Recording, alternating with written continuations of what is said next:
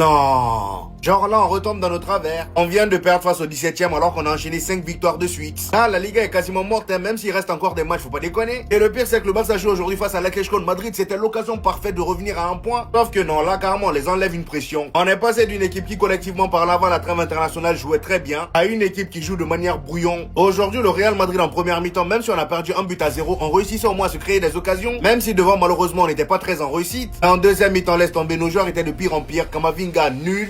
Alexander Arnold, nul. Le jeune Miguel Angel que j'avais très bien aimé la dernière fois quand il est rentré en jeu. Et bah aujourd'hui il n'était pas terrible, il n'a pas fait grand chose. Heureusement que Rudiger et Di Michel étaient là aujourd'hui et qu'ils étaient au niveau. Parce que même si le premier but de Mallorca qu'on se prend c'est un peu à cause de Rudiger parce que le gars se fait attirer par Muriqi. Et qu'est-ce que vous voulez qu'il fasse? Aujourd'hui il avait pour rôle d'attraper Muriqi, de marquer Muriqui. Où étaient les autres joueurs pour attraper Morlanes qui est venu marquer? Parce que clairement sur l'action on le voit se faire attirer par Muriqi qui est là. Sauf que lui il a été beaucoup plus intelligent, il est resté en retrait. Morlanes son coéquipier est venu, il a marqué. Elitao rentre en jeu, il réussit à égaliser de la tête. Malheureusement, juste après ça, Muriqui qu'on essayait d'éviter tous, et bah le gars vient marquer le deuxième but. Il sort Mallorca de la zone rouge. Ils étaient 17e. Et moi, je vous le dis clairement, le retour des cadres, là, Jude Bellingham, Mastantuono, Kylian Mbappé, ça va pas nous faire du bien. Même si Kylian Mbappé aujourd'hui, il a fait un match parfait. Même si Kylian Mbappé aujourd'hui a été plutôt bon en première mi-temps, y a rien à dire. Le seul problème, c'est que devant les buts, il n'était pas très en réussite.